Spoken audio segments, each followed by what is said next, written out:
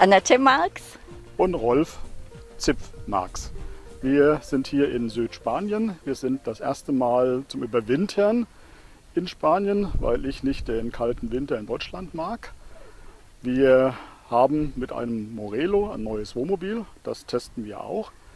Die Situation, dass wir hier stehen, ist entstanden, dass wir Hartmut und Rita in Cruzon zufälligerweise kennengelernt haben und dann die Wegstrecke an der ersten Tankstelle nach der Grenze in Spanien zufälligerweise in Hartmut gesehen beim Bezahlen. So sind wir dann weiter über den Spätzle Fritz und auch hier wieder zusammengekommen. War nicht geplant, war reiner Zufall. Ja, und Annette? Ja, wir stehen jetzt auf dem Campingplatz Area Camper Mazarón. Ja. Und eine ganz neue Erfahrung für uns, weil wir kennen ja das nur von unseren Urlaubsfahrten. Jetzt sind wir im Kreise der Überwinterer. Das ist für uns eine ganz neue Erfahrung. Am ersten Abend an der Bar war Party angesagt, war Musik, es war so viel Lebensfreude unter den Menschen hier, wo ich sage, Mensch, hätten wir eigentlich schon früher machen müssen. Das Überwintern, dieser Prozess war bei uns gewesen, wir wollten schon immer mal mit dem Wohnmobil unterwegs sein. Und schon im Jahr 1994 haben wir unseren Lkw-Führerschein gemacht. Damals unseren Traum gehabt, das zu machen. Hier nebendran, weiß ich nicht, ob man es sieht an der Kamera, können wir später schauen, haben wir ein kleines Iglu-Zelt. Da haben wir vor ein paar Jahren noch drin gezeltet auch. Und sind dann über so ein Zelt, wo du dann rausgriechst und krabbelst und nicht mehr hochkommst morgens, ja, sind wir dann auf diesen großen Morelo gekommen. Das Fahrzeug davor, man glaubt es nicht, aber es ist wirklich so, ist ein Weinsberg gewesen, Imperiale, auf Ducato, Alco, Tiefrahmen. Und dazwischen hatten wir auch keine anderen Fahrzeuge gehabt. Ja, wir sitzen jetzt hier auf eurer Terrasse, die ihr hier schön aufgebaut habt. Und ja, jetzt meine erste Frage. Ihr habt jetzt euren Lebensabschnitt verändert und seid jetzt was Neues angefangen. Berichtet mal, was es da für Gründe gibt und was ihr genau vorhabt. Ja. Wir hatten die einschneidende Veränderung gehabt, das war im Sommer 2018 gewesen. Da waren wir in Südfrankreich in einem Ferienhaus. Annette wurde leider krank und hat eine Lungenembolie bekommen und es war kurz vor knapp gewesen. Wir hatten immer mal vor, später das zu machen, aber das war so ein Schuss von den Bug, wo wir gesagt haben, wir wollen es jetzt machen und nicht später.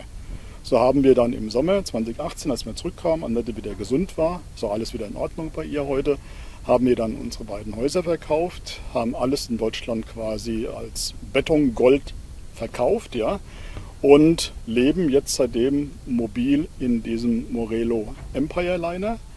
Wobei dann natürlich gleich in der ersten Phase die Corona-Geschichte kam, wo wir dann, sage ich mal, nicht reisen konnten. Was wir jetzt heute in Südspanien überwintern, war geplant schon für letzten Winter. Aber aus Bedenken heraus, wegen Annette, Lungenembolie, ist es nicht so gut, dass wir dann weggefahren wären. Ja, da geht gleich meine Frage weiter dazu, und zwar Krankheit. Ich werde oft angeschrieben, dass die Leute mich fragen, wie ist das mit der Krankenkasse, wenn ich jetzt im Ausland bin? Und ja, da wäre jetzt meine Frage an euch, wie habt ihr das geregelt? Ja, das ist eigentlich ganz einfach. Denn man weiß ja, wann man losfährt, sodass man dann ja einen kleinen Vorrat an Medikamenten schon sich besorgen kann, ja, dass es nicht so knapp ist. Dann gibt es die Möglichkeit, das wissen die wenigsten auch, dass man bei der Krankenkasse, wir sind freiwillig gesetzlich versichert, dass man da anrufen kann und kann die bitten, dass die einen Berechtigungsschein an den Arzt schicken. Der Berechtigungsschein ist genau das, wie als wenn ich die Gesundheitskarte hätte und würde sie beim Arzt vorlegen und einlesen lassen. Mit diesem Berechtigungsschein, der wird meistens gefaxt, kann der Arzt für ein Quartal wieder die Medikamente verschreiben. So kriegen wir, sage ich mal, ohne dass wir vor Ort sein müssen. Wir haben das auch mit den Ärzten abgesprochen, dass wir unterwegs sind, dass die wissen, wir machen das mit diesem Berechtigungsschein.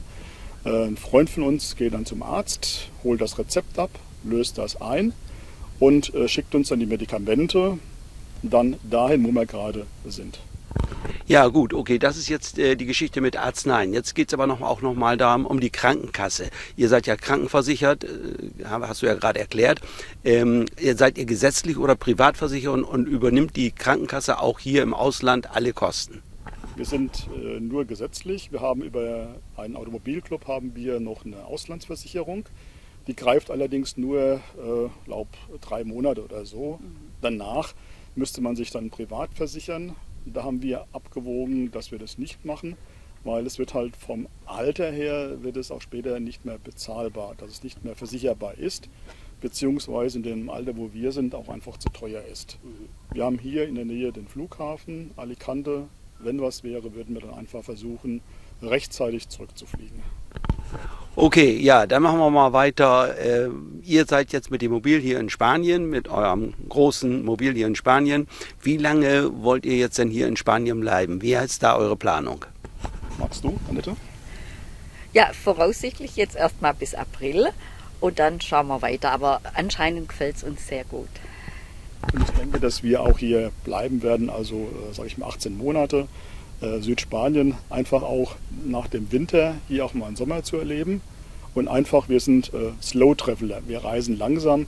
Uns macht es nichts aus, an einem kleinen Eck auch länger zu bleiben und da alles sehr intensiv zu erkunden.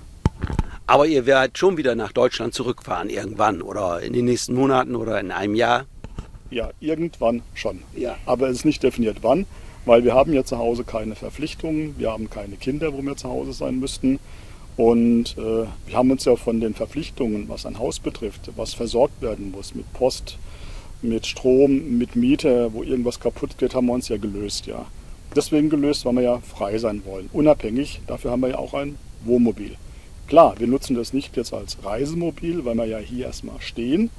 Aber wir haben einen Pkw dabei und damit können wir hier den Umkreis erkunden. Wir können auch mal, wir haben noch ein zweites Zelt dabei, mal woanders dahin fahren, dort ein paar Tage bleiben, in ein Hotel gehen. Aber wir haben hier eine Homebase an dieser Stelle, an diesem tollen Campingplatz, Stellplatz hier in Mazaron. Und von hier aus können wir alles machen. Wie macht ihr das? Eigentlich braucht man ja eine Meldeadresse in Deutschland, wenn man dort lebt. Wie habt ihr das geregelt? Wir haben also das Elternhaus vom Rolf haben wir verkauft an den Neffen und der ist noch recht jung und der macht das alles, der scannt die Post ein und der kann das. Und für unseren anderen Platz haben wir Freunde, die machen die Post für uns. Wir haben noch eine Postfiliale, einfach. Ja, jetzt weiß ich aus Vorgesprächen, dass ihr beide ein Hobby habt, das ihr sehr intensiv betreibt. Und du, Rolf, hast auch noch so einen kleinen Job, hätte ich beinahe gesagt. Ja. Du bist auch noch so ein bisschen beruflich tätig, aber da kannst du gerade dann gleich nochmal drüber berichten. Annette, erzähl, was macht ihr hobbymäßig? Also hobbymäßig, also wir tun beide sehr viel fotografieren. Ja. Und Rolf verbindet es natürlich mit seinem Webdesign, er kann da nachher noch was dazu erzählen, aber gut, wir fotografieren, laufen viel, ich muss viel laufen auch und so und das verbindet sich. Ja, ihr habt eine eigene Internetseite, sagt man, oder einen Blog, ich weiß nicht, wie man es bezeichnet genau. Und ja, Rolf, erzähl. Ja, durch das Hobby, was wir schon jeher hatten mit Fotografieren, ist ja dann so, dass du die Bilder früher in ein Album geklebt hattest. Dann, sage ich mal, war das Album ja out. Es gab dann die Social Medias, ja, sodass du dann die Bilder eben im Internet veröffentlicht hast. Und dann kam natürlich dazu das Medium Webseite. Ich mache schon seit 10, 15 Jahren, wo ich Webseiten erstelle, meine eigenen, auch für kleine Unternehmungen. Ich bin auch behilflich, wo ich Webseiten, die schon existieren, überarbeite, schaue drüber, wo kann ich da was optimieren. Das ist ein Bereich, wo man sich total verlieren kann und auch im Unterwegs, wenn man jetzt längere Zeit auf Reisen ist, kommt keine Langeweile auf, weil man kann dieses von unterwegs aus machen. Ich brauche mein Büro, ich brauche mein Internet und ich brauche meine Ausrüstung. Und meine Frau, die, sage ich mal, mir den Rücken frei hält, dass ich auch die Zeit dafür benutzen kann. Ja, hier, wo wir jetzt sitzen, ist mein Büro im Freien, weil man ja auch es schön haben möchte. Ja. Und da kann ich dann alles machen.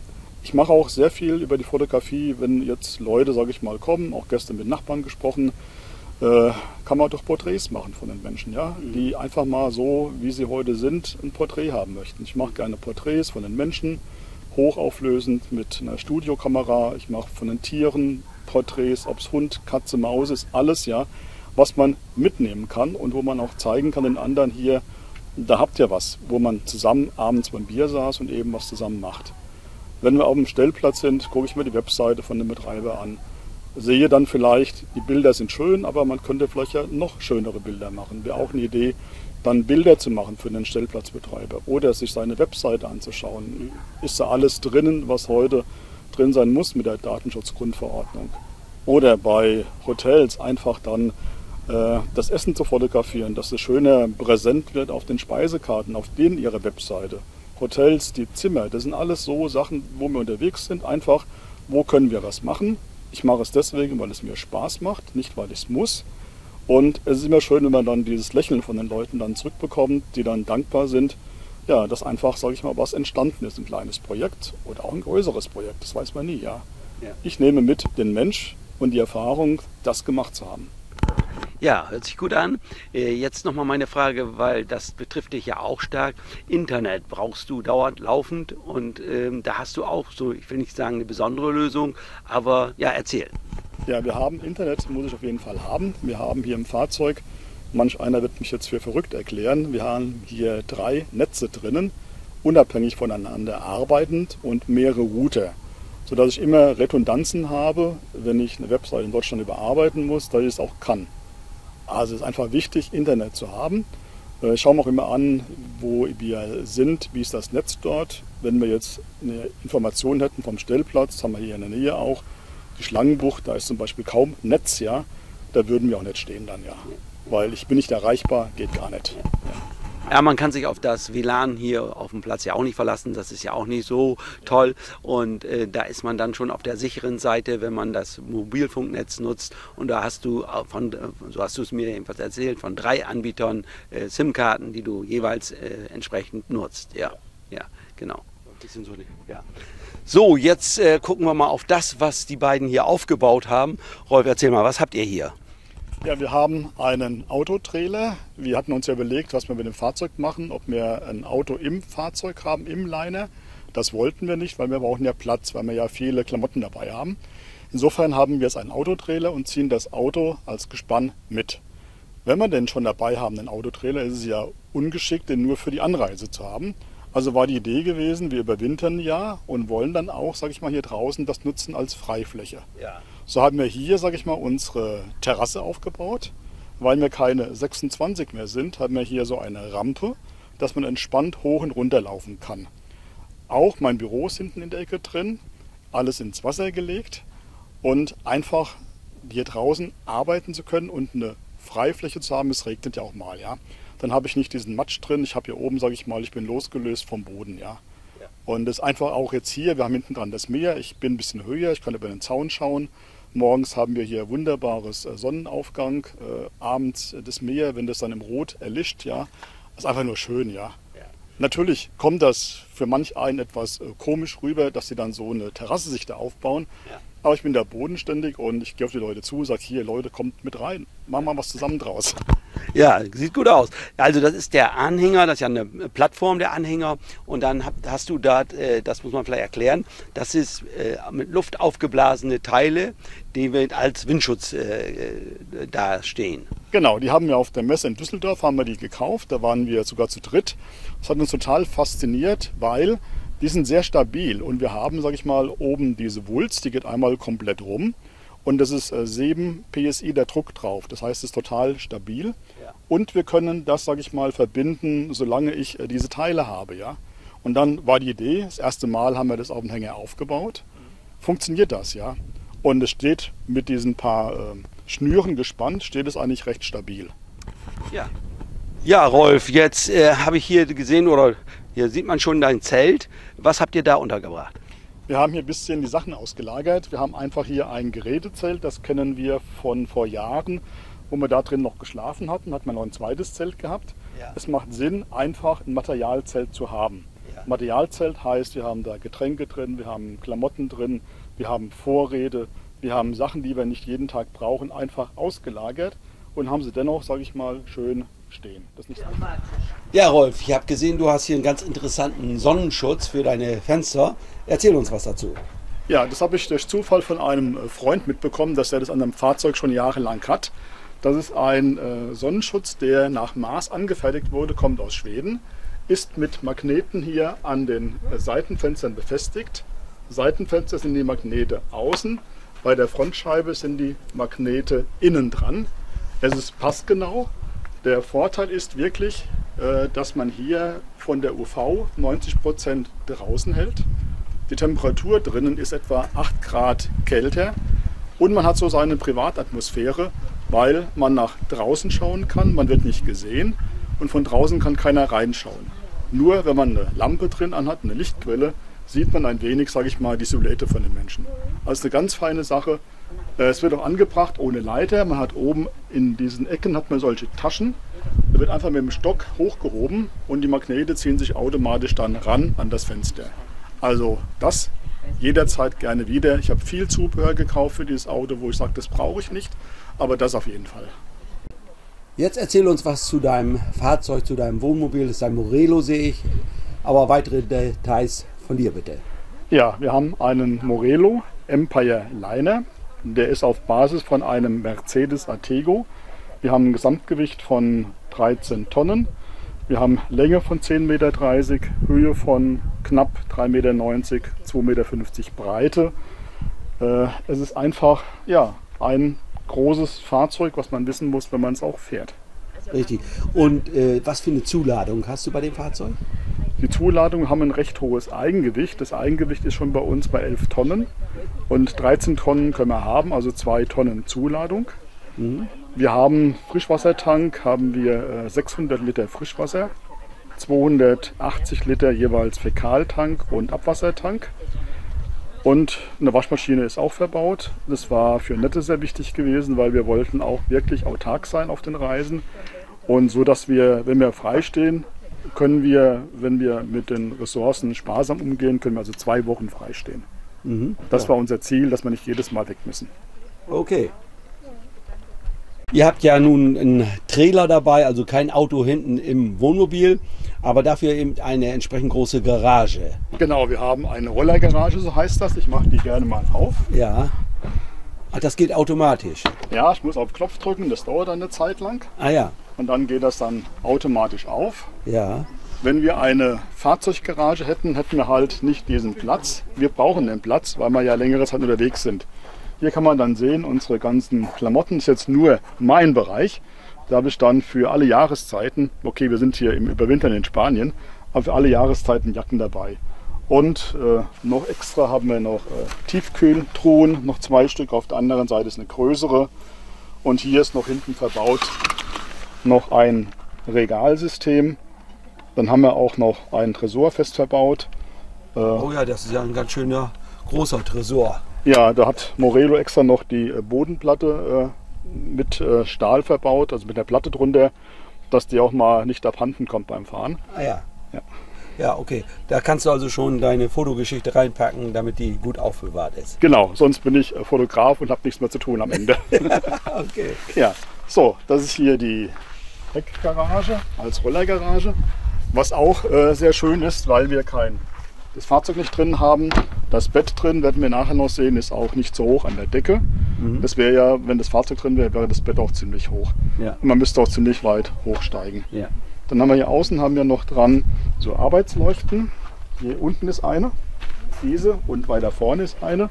Das ist sehr schön, wenn man dann am Rangieren ist. Nachts beim Einparken hat man dann an den Seiten jeweils Licht, dass man auch mal sieht, wo die Bäume sind.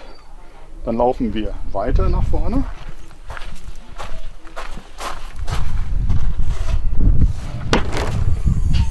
So, das ist dann der Bereich von der Wassertechnik. Hier haben wir dann die Alde verbaut. Wir haben hier hinten dran noch eine Alde Flow. Dann noch einen. Entschuldigung, was ist eine Alde Flow? Alde Flow ist ein Ergänzungswasserspeicher, wo wir so lange warm Wasser haben, bis der Tank leer ist. Aha. Weil die normale Alde, eine 3020 haben wir drin, die würde nicht so viel Wasser produzieren. Warmes Wasser oder heißes Wasser. Und wenn beide duschen, lang, was wir auch gerne machen, muss nicht der zweite dann kalt duschen. Ah ja, okay, das ist also ein Zusatz. Ja. Dann haben wir noch hier eine Außendusche. Kann man jetzt schlecht sehen, wegen den vielen Kaffeemaschinen. Kann man dann hier. Ach, das sind Reserve-Kaffeemaschinen? Das ist die Original-Kaffeemaschine. Die benutzen wir nicht, weil das ist eine Kapselmaschine. Ja. Wir haben drin wirklich so einen Vollautomat, was wir lieber haben. Wir haben es noch nicht losbekommen, diese Kaffeemaschine. Also. Und das noch für Espresso zu machen, ja. Das ist ein bisschen nostalgisch an meinen Vater. Die haben wir damals zu unserer Hochzeit bekommen. Oh ja, das ist vor vielen, vielen Jahren. Ja. Ja. Okay, das war die Außendusche. Ja. Ja. Ja, hier ist ich sehe ein Wasserfilter verbaut, oder was ist das für ein Teil? Das ist ein Wasserfilter, ein Jepsco-Wasserfilter, das ist ein Aktivkohlefilter, der das Wasser nach dem Tank nochmal reinigt. Wir haben draußen, können wir später nochmal zeigen, haben wir einen großen Vorfilter mit 4 Patronen. Wir filtern das Wasser komplett, also rein und raus. Vielleicht bräuchte man das nicht unbedingt, das ist ja auch immer so eine Frage, muss man das haben? Wir fühlen uns aber wohl, wenn wir wissen, das Wasser ist gefiltert. Okay. Hier ist dann die zum Ablassen von der Toilette, von dem Brauchwasser. Das sind Ja, die großen Hähne da. Die normalen Hähne ja. hier. Und das kommt irgendwo unten raus und kannst du irgendwo anschließen. Das kann ich kurz zeigen noch. Genau hier kann man das Frischwasser entleeren, komplett entleeren oder die Fahrzeugstellung mit 100 Litern. Ja. Und hier kann ich dann noch die Tanks, wenn sie dann leer sind, nochmal nachspülen. Ja, mit dem Wasseranschluss. Genau, getrennt oder zusammen, ja. Ja. Dann gehen wir mal hier runter.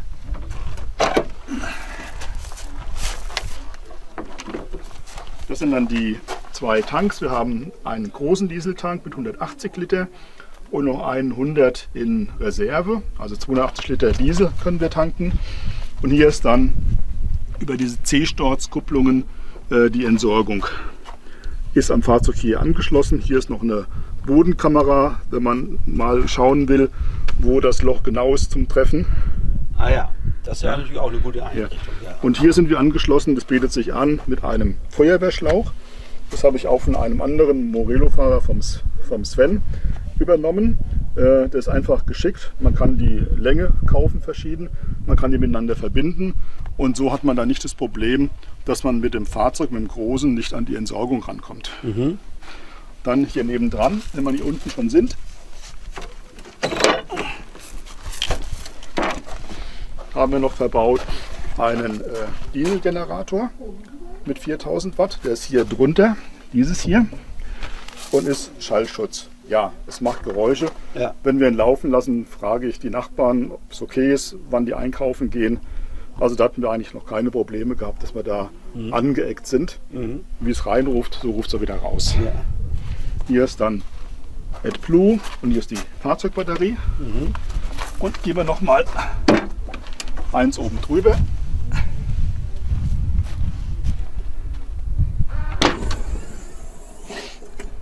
Da ist dann für den Generator, für die Fahrzeugbatterie. Hier habe ich dann meine ganzen Elektrokabel drin. Und was ich mir habe einbauen lassen von einem Zulieferer, ist halt sehr schön so einen Auszug. Das hängt gerade ein bisschen. Genau. Weil man kommt ja in dieses Doppelfach, was ja bis nach drüben geht, kommt man ja schlecht rein. Und dass man den Raum komplett nutzt, habe ich hier auf dieser Seite einen Auszug. Wir haben einen Deckel oben drauf gemacht. Das kann man mal schnell, wenn man keinen Tisch rausholen will, auch mal benutzen zum Kaffee trinken, zum Bier trinken. Und was auch wichtig ist,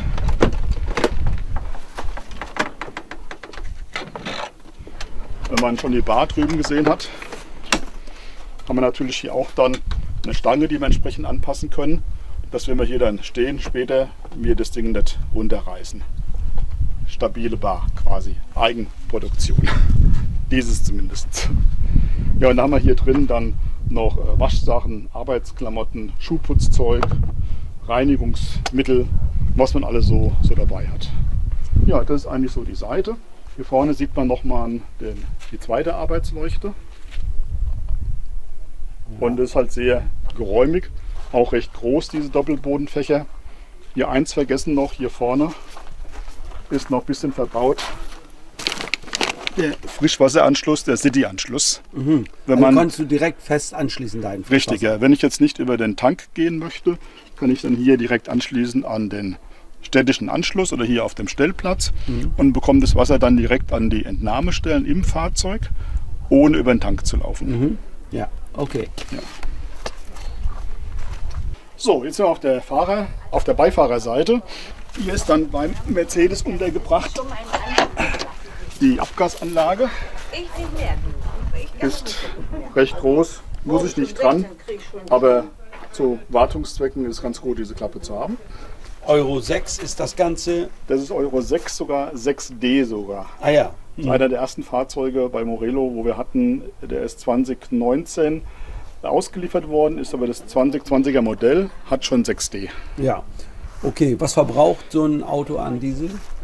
Der ist noch nicht ganz eingefahren, wir haben erst so 10.000 Kilometer drauf. Wir brauchen im Moment so 20, 22 Liter mit Gespann.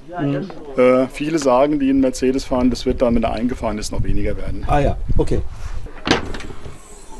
Hier ist dann unser ganzer Grillbereich untergebracht und hier ist dann Werkzeug und dann sieht man auch wieder diese Taschen, die wir hier haben. Jetzt haben wir hier in Rot, andere Größe. Ist ein System, wo ich halt viel mehr Sachen unterbekomme, weil ich halt das stapeln kann. Ja. Und das anderes, die Farbe, die Reißverschlüsse haben eine andere Farbe? Oder woran erkennst du oder was weißt du, was drin ist? Oder? Wir haben ja diese in 5 verschiedenen Größen und jede Größe für sich hat eine eigene Farbe. Ah ja. Sodass ich weiß, wenn ich was in Rot suche in dieser Tasche, Annette sagt dann immer, in der roten Tasche muss es sein, weiß ich, dass es diese Tasche ist. Ja. Ja. Die gibt es dann auch noch in Gelb, ist dann etwas größer die Nummer, in Schwarz und in Orange. Ja. Ist einfach nur für die Lagerung im Fahrzeug. Du hast manchmal so viele Sachen, das ist für die Gummisachen zum Einfetten, hast du 3 Teile, da willst du sie irgendwo zusammen haben. Ja, ja, richtig. Ja.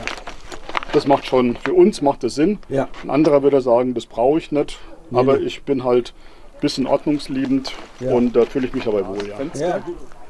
Oben sieht man dann in der Mitte, dann ist eine Birdview installiert. Wir haben so ein Kamerasystem. Birdview ist, dass man aus der Vogelperspektive dann von oben runterschauen kann. Manch einer fragt mich, ihr habt doch eine Rückfahrkamera, aber ich sehe halt nicht, sage ich mal, mit einer Rückfahrkamera den Bereich nebendran. Also ich weiß viel besser, wann ich, sage ich mal, rumschwenken muss in eine Parkbucht, sehe ich mit einer Rückfahrkamera eigentlich so nicht. Genau.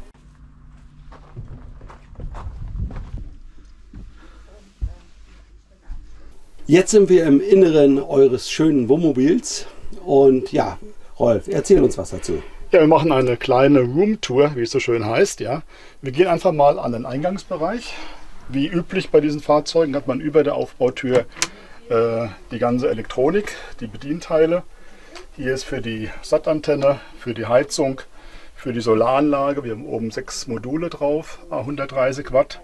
Das ist dann hier Batteriecomputer und hier das Bedienteil für den Dieselgenerator. Und hier halt die Abfrage für Füllstandsanzeigen. Das ist hier üblich. Dann hat man hier, wir haben uns entschieden für eine Barversion. Ist eigentlich für 2 Personen, finden wir, die beste Version, die man kaufen kann. Weil man hat einen großen Bereich, wo man durchlaufen kann. Wenn Besuch kommt, zu 4, kann man den Tisch ausziehen. Kann ich gerne mal machen.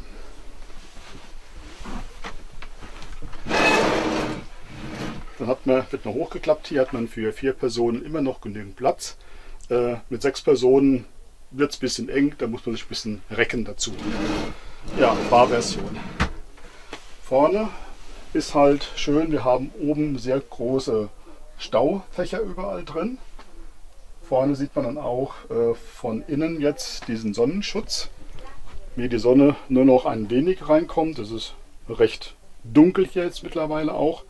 Und die Temperatur macht es etwa 8 Grad weniger an Hitze in dem Fahrzeug vergleichbar, als wenn man es nicht drauf hätte. Ja, wir hören keine Musik. Ich meine Musikanlage, bisschen Licht dann vorne. Ja, und das übliche Cockpit, ich glaube, das kennt jeder mit dem Navi vorne in der Mitte. Unten drunter, wo die Aschenbecher sind oder die Trinkhalter vielmehr, ist dann noch eine kleine Minibar, die kann man noch anmachen. Die ist dann eher für den Fahrbetrieb gedacht. Kann man dann hier noch Getränke ein wenig kühlen. Dann auf der A-Säule vorne hatte ich mir extra bewusst die Monitore legen lassen für die Birdview und für die Rückfahrkamera. Sieht man hier. Und unten habe ich noch auf dem Podest ein Reifendruckkontrollsystem, sodass ich alle wichtigen Anzeigen hier komplett habe. Ich habe das weggelegt von dem Navi, weil man es ja da meistens drauf hat gerne, dass ich einfach das Navi auch wirklich habe als Navi und musste immer hin und her schalten. Ja. Ein nettes Wunsch war gewesen, dass wir hier diese Bezüge anders machen. Grün ist eigentlich nicht üblich für so ein Fahrzeug, man muss sich an diese Farbe auch gewöhnen. Ich habe eine Zeit lang gebraucht. Das sind einfach so Überbezieher, die wir dann nach ein paar Jahren austauschen können. Und es ist so ein kleiner Farbklecks in diesem Auto. Mittlerweile, die Leute fragen uns manchmal draußen, was habt denn ihr für Bezüge da drin? Hat man auch eine ganz gute Sache zum Einstieg. Ja, dann haben wir hier die Küche. Haben wir ein bisschen abgewandelt, weil normalerweise hat man ja hier keine Arbeitsplatte oben drauf. Dadurch, dass hier unten drunter das Gaskochfeld verbaut ist, hat man halt wenig Platz zum Abstellen. Da wir alles machen mit Strom, alle Geräte mit Strom haben, brauchen wir den Gasherd nicht. Den werden wir mal später mal vielleicht zurückbauen lassen. Und haben hier einfach, sage ich mal, eine Platte, eine Arbeitsplatte für die Geräte, wo man auch noch, wenn man kochen ist, am Vorbereiten, hier auch Salate zubereiten, haben wir noch das Essen. Kaffeemaschine haben wir eine eigene reingemacht. Wir lieben es lieber, einen Vollautomaten zu haben, als diese Kapselmaschinen, als diese Kapselhalter. Hier unten ist dann noch die Mikrowelle. Spülmaschine war für uns auch nicht relevant. Meistens ist in der Spülmaschine das drin, was man eh wieder braucht. Nimmt man wieder raus. Hier an der Seite mache ich jetzt Licht drauf. Das ist unser Kühlschrank. Das ist ein Kompressorkühlschrank, wo man auch wirklich, sage ich mal, einstellen kann, die Grade, wie man sie haben möchte. Wir wollten da keinen Absaugerkühlschrank haben. Dann hat man hier an der Seite die Auszüge, sehr komfortabel. Also Platz zum Stauen für Vorräte, für Getränkeflaschen hat man hier, sage ich mal, reichlich. In der Küche sind hier noch die Auszüge für dann die Gewürze. Also da kann man schon Essen machen. Wir gehen auch seltenst essen. Annette kocht gerne und warum auch nicht. Ja. Ja, jetzt haben wir Küche gesehen, Staumöglichkeiten gesehen, Kochplätze gesehen. Spülmaschine hast du gesagt, habt ihr nicht. Nein. Dann gehen wir mal ein bisschen weiter nach hinten. Dort habt ihr den Sanitärbereich, den ja, genau. Badbereich. Ja. Wir haben hier an der Seite eine Dusche. Sehr schön groß und geräumig mit Glas. Für mich, ich bin sehr groß, 1,86 Meter. Ich kann drinnen stehen. Das ist oben mit einer Regenbogendusche auch. Also ist eigentlich wie zu Hause bei uns, wie man das hier gebaut hat. Dann war für uns wichtig, dass man die Toilette im separaten Raum hat. Dadurch wird es hier ein bisschen enger, ist nicht so großzügig. Aber wir können dann, sage ich mal, das parallel nutzen. Wenn einer auf der Toilette ist, kann der andere sich frisch machen, man kann das Fenster aufmachen und es stört einfach auch nicht. Ja. So ist dann hier bei dieser Version, wenn die Toilette separat ist, ist das Waschbecken dann neben der Dusche. Sonst, wenn es nicht so getrennt wäre, wäre hier dann die Toilette und das Waschbecken ein bisschen größer auf der Seite hier. Also in so ein offenes Raumbad, wenn man das Ein so Raumbad, will. Ja, genau. Und das ist so ein Luxusbad, heißt es bei Morelo. Ja. Das kann man optional bestellen. Ja. War für uns eine saubere Sache. Ja. Natürlich, wenn man Langzeit unterwegs ist, braucht man eine Waschmaschine. Ach so, Waschmaschine habt ihr auch drin? Ja, das war für Annette das Muss, sonst hätte man diese Reise nie angetreten, dass sie dann auch hier, sage ich mal, für sich waschen kann. Ja. Das ist eine AEG-Waschmaschine mit 7 Liter sogar. Also eine haushaltsübliche Maschine, oder? die ist Haushaltsnorm, Ja. läuft mit 230 Volt. Ja. Ist, sage ich mal, wir hatten die Option gehabt, das im Kleiderschrank oder in die Heckgarage einzubauen von Werk. Alles, was hier drin ist, haben wir alles werkseitig verbauen lassen. Ah ja. Also wir haben nichts, sage ich mal, nachträglich eingebaut. Denn ich denke, im Werk, die wissen eher, wie sie es verbauen, als ein anderer. Ja, gut, Toilette kann man auch ruhig rein. Ja, das ist dann unsere Toilette. Wir haben den Badehandtuch, Heizkörper, haben wir auch in Weiß genommen. Der ist normalerweise in Chrom, aber Weiß ist weniger empfindlich. Und ich finde, es sieht auch schöner aus, wenn man eben die Keramik weiß hat, Ja. als wenn man das dann so empfindlich hat. Mit einem schönen Fenster zum Lüften, Ja. zum Rausschauen, wenn man noch etwas länger braucht. Also Schön. das ist oftmals, wo ich einfach nur sitze und einfach die Zeit genieße und vergesse, oh, ich müsste jetzt mal weitermachen. Schlafzimmer, das ist unser Queensbett. Gibt es ja auch in verschiedenen Ausführungen. Wir wollten halt, dass man an den Seiten, wenn aufgeräumt wäre, dass man an den Seiten rausgehen kann. Man kann schön reinschluppen. Und man hat natürlich auch dann die Schränke links und rechts. Oben drüber noch ein kleines Radio. Ja, und Sehr schön oben dann mit dem großen Dachfenster, wenn man einen Sternenhimmel hat oder auch so, einfach dann nachts im Bett zu liegen, zu kuscheln, ein bisschen was zu erzählen und man hat oben dann den Mond und die Sterne drüber. Also ich bin kein Romantiker, anders ist es mehr, also es macht schon Spaß. Ja. So, jetzt mache ich mal Annettes Heiligtum auf, ihre Schränke. Da haben wir dann das Geschirr drin, wir haben alles mit solchen Noppern, dass es nichts scheppert, immer, sage ich mal, schön ausgekleidet. Geht auch schön auf die Schränke, sind immer so 2 Stopper und ist eigentlich sehr funktionell, dass man hier das Ganze so in der Küche den Bereich untergebracht hat.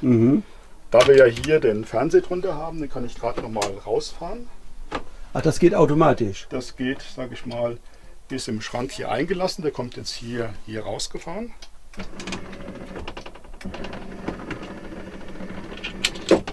Wir haben den Fernseher auf diese Fahrerseite setzen lassen, weil man ja hier als Barversion meistens hier sitzt, Ja. in bequemen Sessel.